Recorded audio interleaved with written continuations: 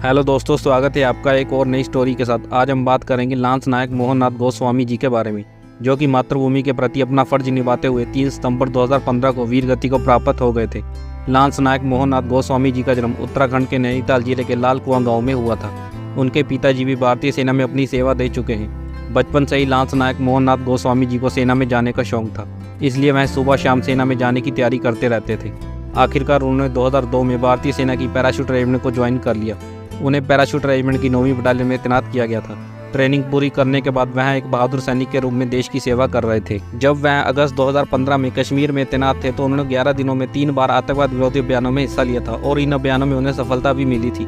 पूरी यूनिट में उनकी बहादुरी के चर्चे थे। लांस नायक मोहन नाथ गोस्वामी जी की कहानी उन युवाओं के लिए मोटिवेशन है जो भारतीय सेना या पैरामिलिट्री फोर्सेज में जाना चाहते हैं। बात है 21 अगस्त 2015 की, जब कैप्टन दीपेश मेहरा जी की यूनिट 1 पैरा SF को जम्मू कश्मीर के हंदवाड़ा जिले के खुरमुर नामक एक गांव में तैनात किया गया था। खुफिया सूत्रों से जानकारी मिली थी कि 3 आतंकी 6 और घुसपैठियों को लेने आ रहे हैं। 22 अगस्त की रात आतंकियों को देखते ही सेना ने आतंकियों पर गोलीबारी शुरू कर दी। इसी मुठभेड़ में कैप्टन दीपेश मेहरा जी घायल हो जाते हैं। उनकी मदद के लिए तुरंत लांस नायक मोहन नाथ गोस्वामी जी आते हैं और मुठभेड़ वाली जगह से उन्हें सुरक्षित निकालकर सभी आतंकियों को ढेर कर देते हैं। ऐसी ही एक मुठभेड़ उड़ी सेक्टर में 26 अगस्त 2015 को हुई थी, जिसमें 35 राष्ट्रीय राइफल ने एक आतंकी को मार गिराया था और 4 आतंकी मुठभेड़ वाली जगह से भागने में कामयाब हो गए थे।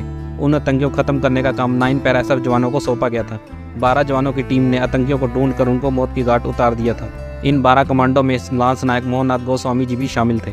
बात है 2 सितंबर 2015 की, जब जानकारी मिलती है कि कुपवाड़ा के सुदूर जंगलों में 6 आतंकी घुसपैठ की फिराक में हैं। लांस नायक मोहन नाथ गोस्वामी जी 36 जवानों के साथ आतंकियों की तलाश में थे। बारिश व घने कोहरे के कारण विजिबिलिटी बहुत कम थी। इसके बावजूद लांस नायक मोहन नाथ गोस्वामी जी व उनकी यूनिट के जवान आतंकियों को ढूंढ रहे थे। इसी बीच आतंकियों को देखा जाता है।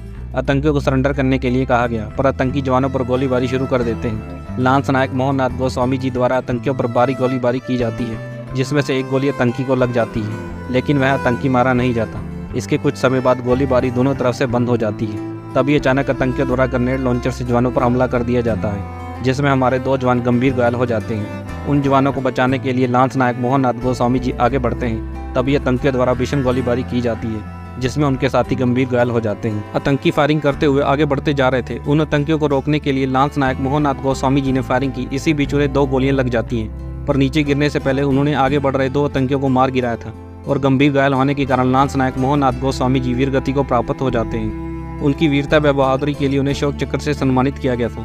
आखिरी सांस तक लड़ते हुए लांस नायक मोहन नाथ गोस्वामी जी देश की रक्षा करते हुए वीर गति को प्राप्त हो गए। वह अपने परिवार में पीछे पत्नी व एक बेटी को छोड़ गए। लांस नायक मोहन नाथ गोस्वामी जी अमर रहे। जय हिंद, जय भारत।